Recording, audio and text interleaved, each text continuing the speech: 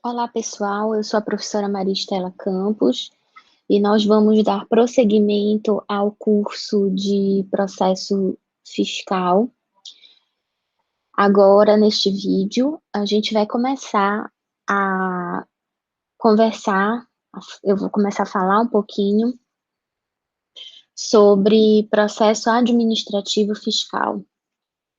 Eu vou projetar aqui os slides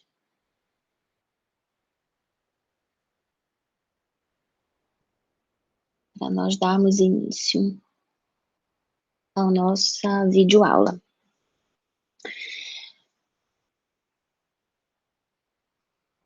Bem, conforme vocês podem identificar aí por esse slide inicial, nós vamos conversar nesse vídeo sobre algumas noções gerais que envolvem o processo e o procedimento administrativo fiscal.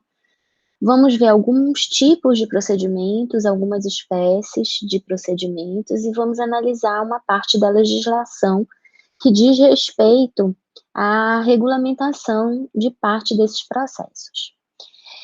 Ao lado dessas indicações do que a gente vai falar, do que eu vou falar nessa videoaula, eu coloquei uma imagem do site da Receita Federal do Brasil, que fala assim, ó, procuração digital para acesso ao ICAC já está disponível nos cartórios de registro civil. O documento deve ser emitido pelo site da Receita Federal e levado ao cartório. O que é isso? É porque, assim, a gente hoje acessa toda a vida financeira, fiscal do cidadão ou de uma pessoa jurídica através do portal ICAC.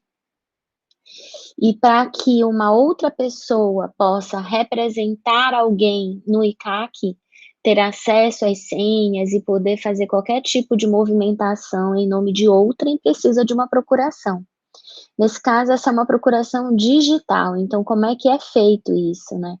Você emite a procuração pelo site da própria Receita Federal, imprime, assina e leva ao cartório para reconhecer. E aí, a partir daí, o cartório se incumbe também de ratificar os efeitos dessa procuração junto ao site da Receita Federal. Bom, e aí, a nossa aula é sobre processo administrativo fiscal, mas afinal de contas, que processo é esse que a gente não está no âmbito judicial, né?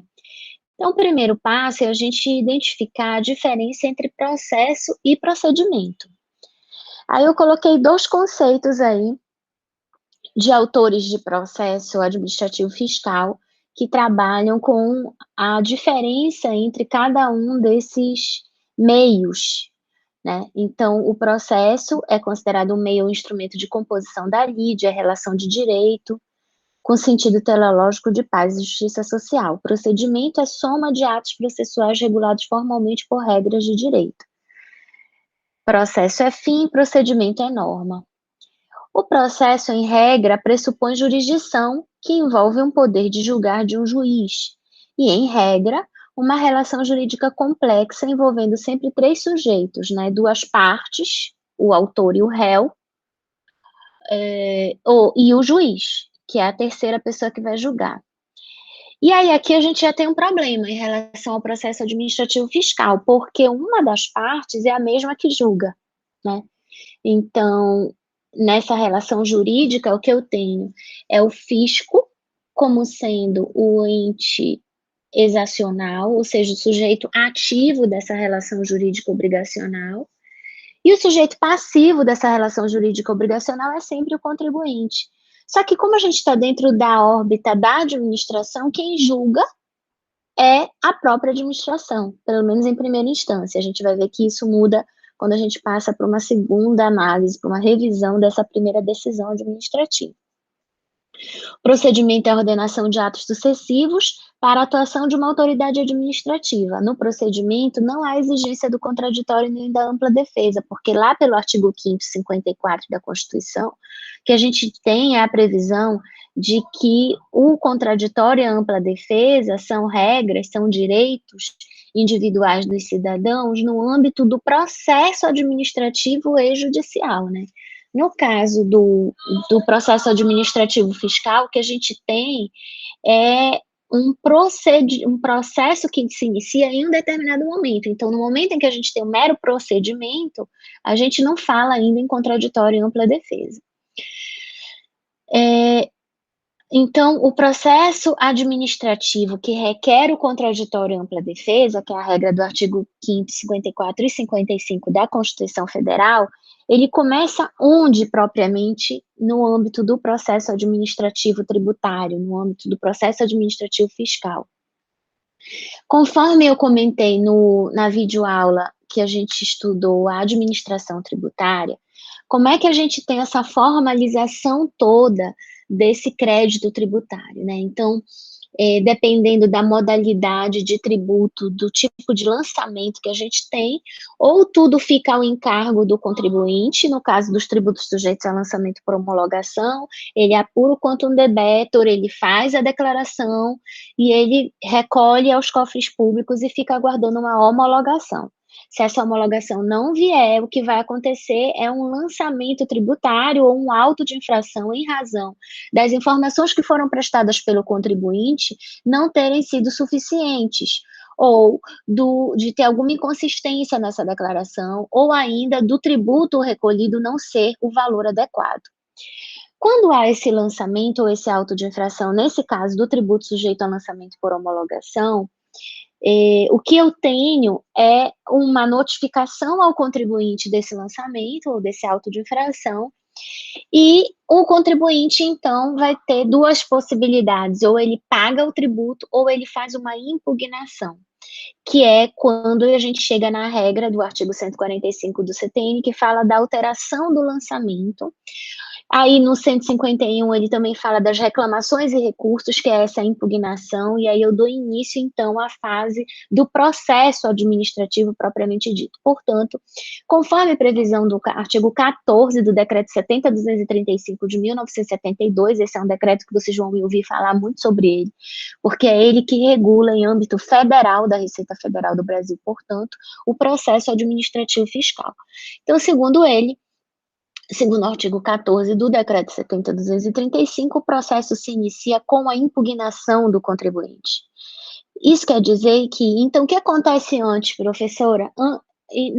Naquela fase toda de fiscalização que a senhora explicou para a gente lá na videoaula da administração tributária, o que é aquilo? Aquilo é um procedimento, né? São os procedimentos de fiscalização. Então, tudo aquilo envolve o procedimento de fiscalização. O processo administrativo fiscal propriamente dito só se inicia com a impugnação ao lançamento ou ao auto de infração. Mas e se eu tiver num caso de tributo que é sujeito a lançamento de ofício, como o IPTU? Eu vou só receber o carnê do IPTU na minha casa? Sim, e ele já é um lançamento tributário, portanto, eu posso impugnar aquele carnê do IPTU. No site da Receita Federal, a gente tem a disponibilização de um modelo de impugnação. Eu coloquei aqui do lado de pessoa jurídica, mas também tem essa imagem, mas também existe um modelo de impugnação de pessoa física, então isso pode ser feito pelo próprio site da Receita Federal, né? E aí, nesse caso, via o ICAC, que é aquele portal que eu comentei com vocês no primeiro slide. As fases do processo administrativo, como é que elas são? Elas são essa impugnação aí, que é a primeira instância, digamos assim, administrativa, vai haver uma decisão sobre essa impugnação ou sobre essa defesa inicial, a gente chama de impugnação. Por uma pessoa só, normalmente, e aí depois eu posso, como contribuinte, recorrer dessa decisão para uma segunda instância administrativa. Esse recurso a gente chama de recurso voluntário. Se essa for uma decisão em primeira instância que for muito contrária aos interesses da administração, e dependendo de previsões da própria legislação que a gente vai estudar correlata, pode-se subir para uma segunda análise um recurso de ofício. O que é esse recurso de ofício? É nos mesmos moldes dos recursos de ofício do Código de Processo Civil. Então, automaticamente, independentemente da vontade do contribuinte, sobe um recurso para uma reanálise numa instância colegiada, que é o segundo grau administrativo. Esse pedido de reconsideração, vocês vão verificar que ele existe só em determinadas legislações, em algumas secretarias de fazenda. E a gente tem uma terceira instância no âmbito da Receita Federal do Brasil, que é, digamos assim, a possibilidade de revisão dessa decisão do recurso voluntário ou do recurso de ofício, chamado de recurso especial, que nada se assemelha ao recurso especial do STJ, tá? Nada tem a ver. Por quê? Porque esse recurso especial, ele tem previsão expressa na norma que envolve o processo administrativo fiscal. Então, eu não posso embasar esse meu recurso especial no CPC. Não, não tem nada a ver. Princípios do procedimento e do processo administrativo.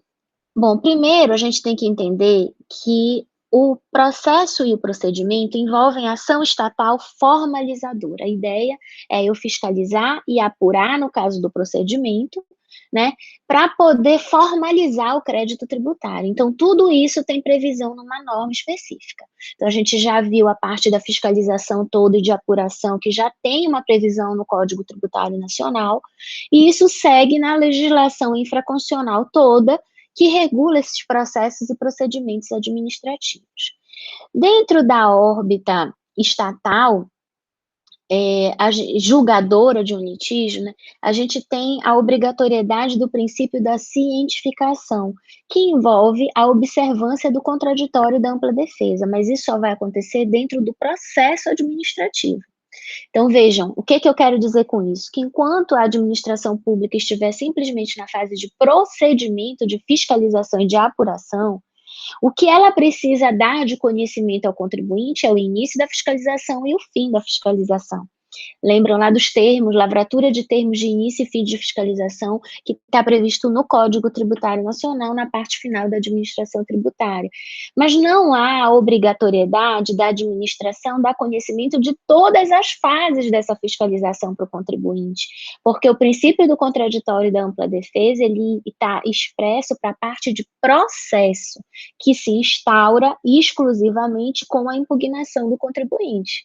E por que isso? Porque eu posso receber o lançamento ou auto de infração e fazer o pagamento do tributo daquele lançamento ou daquela penalidade que me foi imposta por um auto de infração.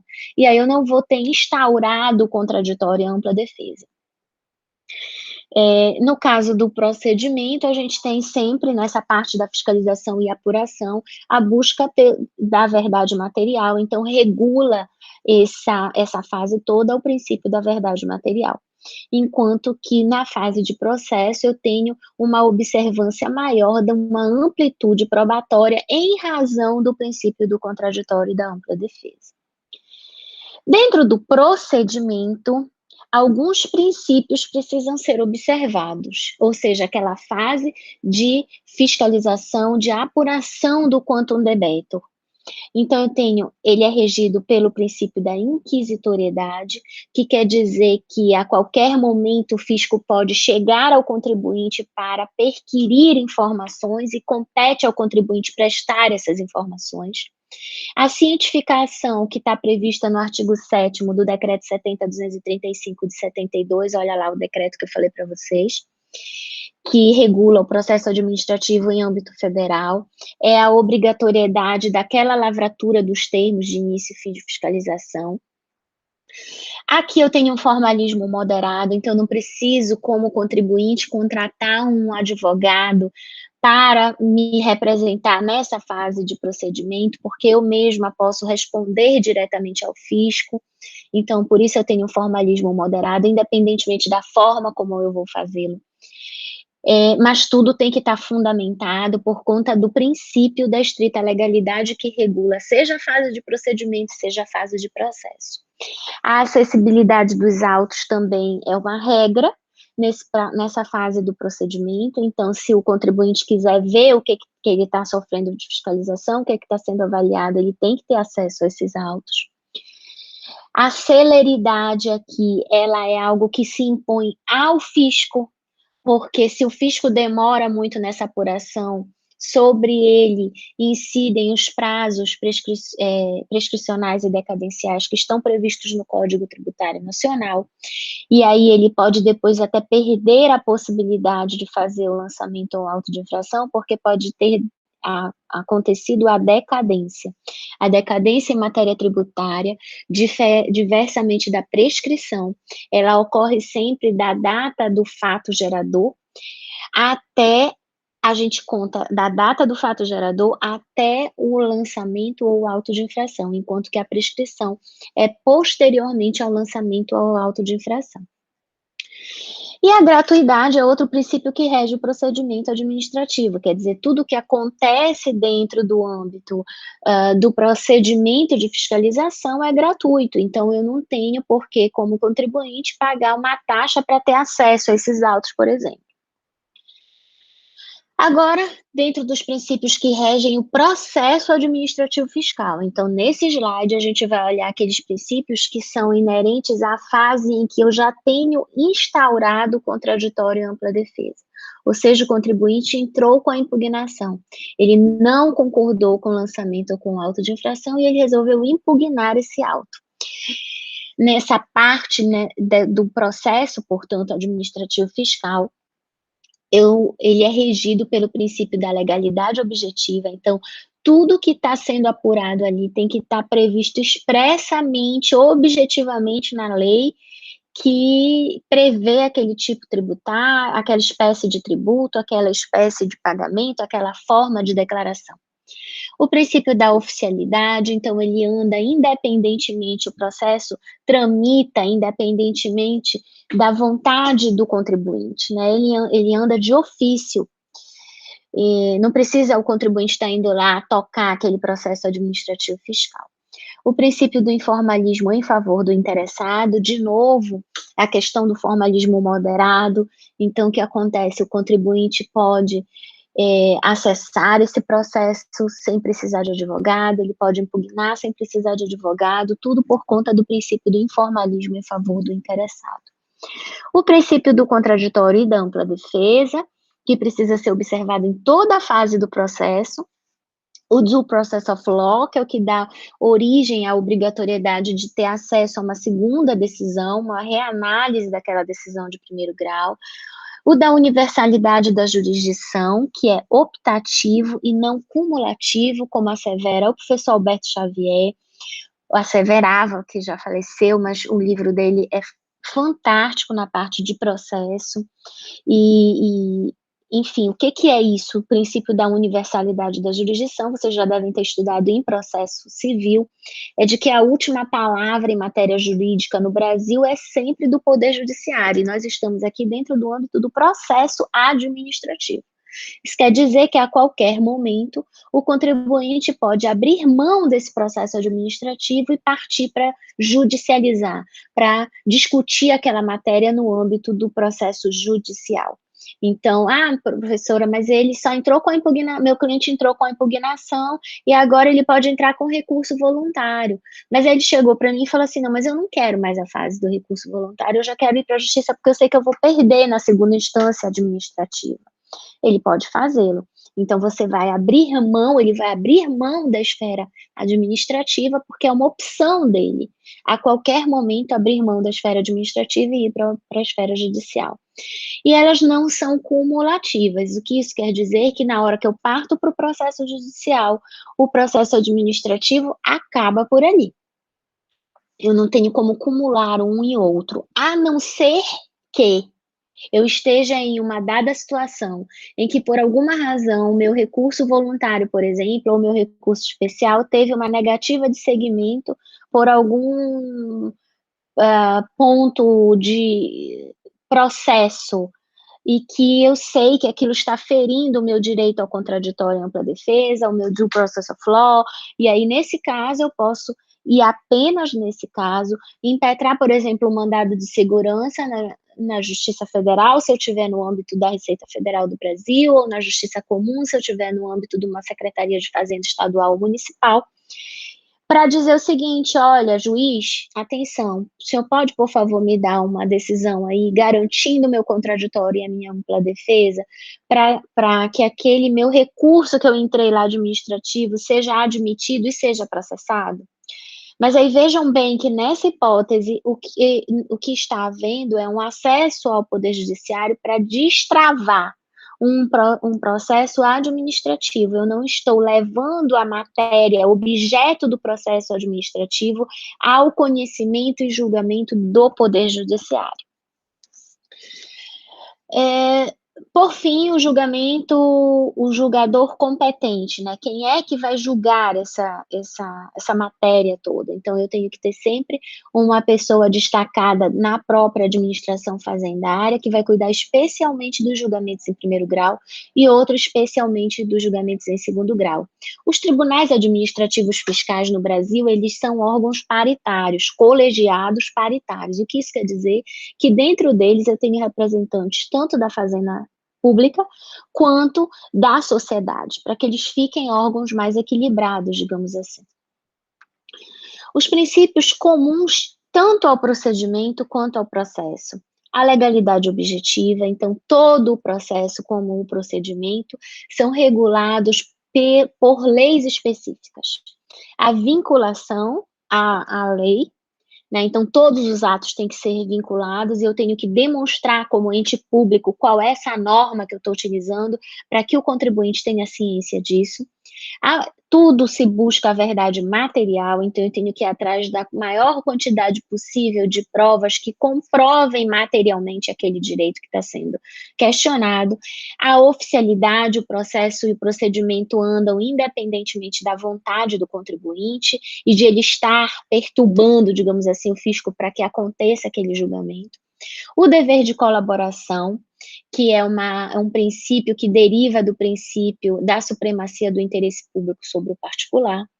Então, o contribuinte tem o dever de cooperar nesse processo e nesse procedimento, e o dever de investigação. Então, o fisco não pode abrir mão de fiscalizar, não existe essa possibilidade. Está previsto no artigo 37 da Lei 97/84 de 99, que é a lei que regula o processo administrativo como um todo no âmbito federal.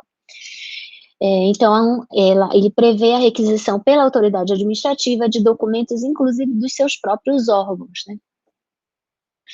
Princípios e as súmulas vinculantes. O princípio do contraditório e da ampla defesa e o da universalidade da jurisdição, eles aparecem em algumas súmulas vinculantes que a gente vai ver agora. Essa que é a primeira que eu coloquei aí, a súmula vinculante número 3, que diz assim: nos processos perante o TCU, asseguram-se o contraditório e ampla defesa quando da decisão puder resultar anulação ou revogação de ato administrativo que beneficie o interessado, excetuada a apreciação de legalidade de ato de concessão de aposentadoria, reforma ou pensão. Então, o Tribunal de Contas da União é um tribunal administrativo, tal como todos os tribunais de contas no Brasil, sejam eles estaduais, sejam aqueles estados em que há Tribunal de Contas dos municípios. No estado do Pará, nós temos o Tribunal de Contas do Estado, que julga as contas de toda a administração pública estadual, e temos ainda os tribunais de contas dos municípios, que julgam as contas dos 144 municípios, que incluem contas prestadas pelas 144 prefeituras e suas secretarias e fundos, e ainda os julgamentos realizados das contas prestadas pelas câmaras municipais. Então, nós temos essa divisão dentro do estado do Pará, né? O Tribunal de Contas do Estado e o Tribunal de Contas dos municípios. Isso quer dizer que esses tribunais, todos no Brasil, do TCU até os TCEs e os TCNs, eles precisam criar suas leis próprias que assegurem o contraditório e ampla defesa, ou seja, regendo um processo administrativo próprio, certo? Isso e regimentos internos que vão regulamentar essas leis, assegurando esse contraditório e essa ampla defesa. É por isso que estudar o direito processual fiscal no Brasil, ele envolve não apenas a parte do contribuinte em relação à fazenda pública, mas envolve também a prestação de contas que todos os entes públicos precisam realizar para os seus tribunais de contas. Então, tudo isso envolve processo administrativo fiscal no Brasil. E por que que a legislação é tão pulverizada? Porque nós vivemos dentro de uma federação. Isso quer dizer que cada ente da federação tem a sua competência de criar, fiscalizar e cobrar, receber tributos de sua própria competência, conforme estabelecido na Constituição Federal. De outra monta, ou ainda dentro dessa situação de federalismo que nós vivemos, cada ente da federação tem o dever ainda de prestar contas aos tribunais de contas. Os tributos são regulamentados e fiscalizados pelas fazendas públicas. Então, eu tenho órgãos próprios, secretarias de fazendas de estado, secretarias de fazendas municipais e a Receita Federal do Brasil, que cuida dessa fiscalização, dessa cobrança, dessa arrecadação dos tributos em relação aos contribuintes. Esse é um processo administrativo, que é o que a gente vai estudar mais ao longo dessa videoaula e da próxima, para encerrar esses nossos slides aqui. Mas, além disso, existem os processos administrativos fiscais que envolvem essas prestações de contas, dos entes públicos aos tribunais de contas, que são regulados pelas leis de cada tribunal de contas e ainda pelos regimentos internos de cada um deles. Por isso que todas as vezes que vocês estiverem diante de um processo administrativo fiscal, seja ele do contribuinte, seja ele de um ente público, vocês precisam ir buscar a legislação que envolve aquela modalidade de procedimento, aquela modalidade de processo. A súmula vinculante 21 também tem a ver com esses dois princípios que a gente acabou de conversar.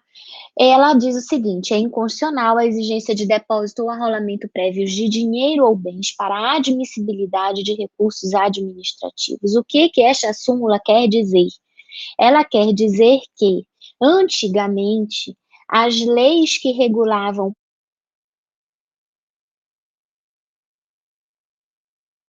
a lei que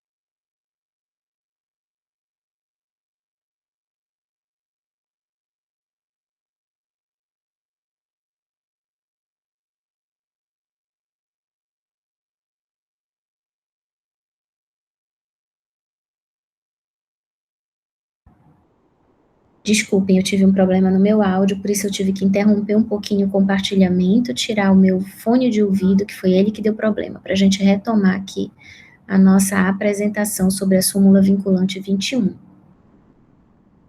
Então, vamos lá. Bom, a súmula vinculante 21, então, antigamente, como eu estava falando para vocês, o INSS, ele era um órgão apartado, ele cuidando da previdência e da assistência social, como é ainda hoje, ele era um órgão apartado, ele era uma autarquia federal, regido em lei própria. E o processo que se desenvolvia a partir das contribuições que eram cobradas pelo INSS também tinha uma regulamentação em lei própria. Agora, não é mais assim, tudo é regulamentado pelo Decreto 70.235 de 72, que continua sendo a norma processual administrativa federal vigente, porque foi assim recepcionada pela Constituição Federal de 88, e a Lei 11.457, quando cria a Receita Federal do Brasil, coloca para dentro dela o INSS, portanto, todas as contribuições previdenciárias que antigamente eram cobradas pelo INSS. Então, vejam, seja no Decreto 70.235 de 72, seja na lei do INSS, que antigamente regulava esse processo ali dentro, havia um artigo havia artigos nas duas normas que diziam o seguinte, que para o contribuinte que perdeu aquela impugnação dele, então a impugnação dele inicial foi julgada improcedente, para ele entrar com recurso administrativo, ele precisava ou fazer um depósito do valor integral que ele estava discutindo no âmbito da administração, então ele fazia um depósito nos cofres públicos, e no final, se o recurso dele fosse julgado procedente, ele reaveria aquele dinheiro, ou, no caso do INSS, dava a possibilidade do arrolamento prévio de bem. Então, ele dava como se fosse um gravame, ele gerava um gravame administrativo num carro, num imóvel, e aí, com isso, ele conseguia, só com isso, fazer com que o seu recurso administrativo fosse admitido. Por óbvio, como vocês devem imaginar, houve uma enxurrada de mandados de segurança que chegaram até o Supremo Tribunal Federal dizendo que essa regra, esse artigo dessas normas era inconstitucional porque feria o princípio do contraditório e da ampla defesa, já que fazia com que o contribuinte tivesse apenas acesso a uma análise de revisão daquele auto de infração ou daquele lançamento. Então, depois de muito cansaço do Supremo de ficar julgando sempre os mesmos mandados de segurança, ele resolveu editar essa súmula vinculante 21 aí que vocês acabaram de ver. Bem, o processo, como eu falei para vocês, ele só se inicia no âmbito financeiro quando eu tenho o contraditório instaurado a partir de uma impugnação do contribuinte. Mas, além daquele procedimento meramente investigativo, que a gente já viu previsto parte dele no Código Tributário Nacional, o Decreto 70.235 de 72, a Lei 9430 de 96, e ainda as leis estaduais e municipais que regulam processos administrativos fiscais, bem como as leis que criam os tribunais de contas e os seus regimentos internos, prevêem um procedimento chamado consulta. Esse procedimento é denominado um procedimento administrativo preventivo. Então, todas as vezes em que o contribuinte ou o ente público, no caso dos tribunais de contas, tiver dúvida sobre uma aplicabilidade de uma norma e ele consiga transformar isso numa pergunta para o órgão fazendário ou para o Tribunal de Contas, em forma hipotética, ou seja, sem que ele diga exatamente os termos daquele problema específico que ele está vivendo, se ele conseguir transformar esse questionamento em algo hipotético, então a isso ele pode dar início a um procedimento administrativo preventivo denominado consulta. No âmbito da Receita Federal do Brasil, ela está regulamentada no artigo 48 do Decreto 70.235, que diz assim, no âmbito da Secretaria da Receita Federal, os processos administrativos de consulta serão solucionados em instância única. Assim, aí vocês vão me perguntar, mas professora, lá no título do seu slide está escrito procedimento administrativo preventivo. E no decreto diz que é um processo. Qual é a diferença? A diferença é que aqui nós não temos um contraditório efetivamente instaurado. Nós temos simplesmente um momento de consulta. Então, do ponto de vista doutrinário, é mais adequado nós dizermos que isso é um procedimento, em que pese no âmbito normativo, as leis que criam esse procedimento os denominam de processo administrativo de consulta. Vamos adiante. Então, serão solucionados em instância única. Vejam que eu não tenho aqui o contraditório e a ampla defesa, nem o due process of law. A competência para solucionar a consulta ou declarar a sua ineficácia será atribuída ao órgão central da secretaria, aí ele diz quais são, ao órgão regional da Secretaria da Receita Federal os demais casos. Os atos normativos expedidos pelas autoridades serão observados quando da solução da consulta, então a solução da consulta vai gerar um ato normativo que vai ser observado por todo mundo. Parágrafo 3º, não cabe recurso nem pedido de reconsideração, vejam por que eu chamo de um procedimento, né, e não de um processo, embora a norma chame de processo administrativo preventivo. As soluções de consulta serão publicadas pela imprensa oficial, na forma disposta em ato normativo emitido pela Secretaria da Receita Federal. Havendo diferença entre conclusões, diz a norma, cabe ao recurso, aí sim caberá o recurso especial. Então, eu tenho duas consultas sobre o mesmo assunto e cada uma coube a uma turma diferente de julgadores e as decisões foram diversas. Então, há a possibilidade, nesse caso específico, de manejo desse recurso especial administrativo. Aí sim eu teria um processo, porque eu teria uma revisão, e eu tenho que comprovar as duas diferenças que houve, que acontecem dentro do mesmo objeto.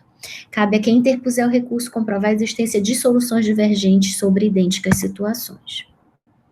Ainda dentro dessa noção de processo administrativo preventivo ou de procedimento, a gente precisa identificar, como eu já comentei com vocês, que ela não acontece apenas dentro do âmbito da Receita Federal do Brasil. Então, ela acontece dentro do âmbito de todos os processos administrativos. Aí eu coloquei mais uma informação aqui para vocês. Na nossa Secretaria de Fazenda do Estado do Pará, por exemplo, o processo de consulta está previsto no artigo 54 da Lei Estadual 6182 de 98, que foi alterada recentemente pela Lei 8869 de 2019. Os requisitos são sempre autoridades tributárias competentes constitucionalmente. Então, qual é o primeiro passo? Eu estou diante de um processo administrativo fiscal. Qual é o primeiro ponto que eu tenho que ver? Identificar qual é o ente público constitucionalmente competente. É União, é Estado, é município, para eu poder ir atrás dessa norma. Interpretação e aplicação de lei tributária é sobre o que vai versar a consulta. Então, ela sempre versa sobre uma interpretação ou uma aplicação de uma lei. Eu, como contribuinte, tenho que demonstrar o meu real interesse.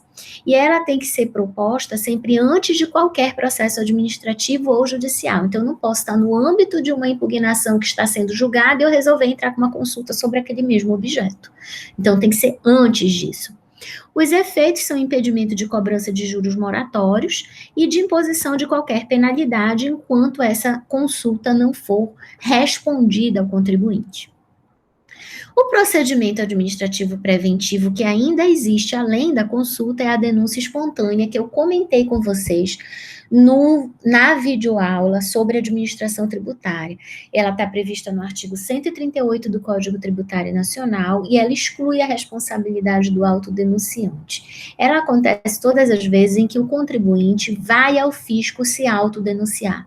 Dizer, olha, fisco, eu errei na elaboração da minha declaração de imposto de renda pessoa física, por exemplo, e eu quero consertar, eu quero retificar essa minha declaração. Então, isso é uma denúncia espontânea prevista no artigo 38 do CTN, que tem regulamentação própria em cada lei específica. De novo, eu coloquei uma outra informação aí para vocês, que é sobre os tributos e contribuições previamente declarados ao fisco, que o artigo 70 da Lei 9532 de 97, que deu nova redação ao artigo 47 da Lei 9430 de 96, diz que todas as vezes que eu tiver já previamente declarado um tributo, mas eu não fiz o recolhimento adequado, ou eu declarei a menor, e eu identifiquei isso, eu posso me autodeclarar, eu posso ir ao fisco e dizer, olha, de fato, eu não fiz do jeito que eu deveria, e aí, nesse caso, não cabe a imputação de penalidade. Bem, eu vou encerrar essa nossa videoaula nesse slide, e na próxima videoaula a gente vai começar o processo administrativo restitutivo ou compensatório. Obrigada, pessoal, pela atenção, espero que vocês tenham compreendido até aqui. Na nossa próxima aula, a gente vai dar seguimento aos slides sobre processo administrativo fiscal. Até o próximo vídeo aula.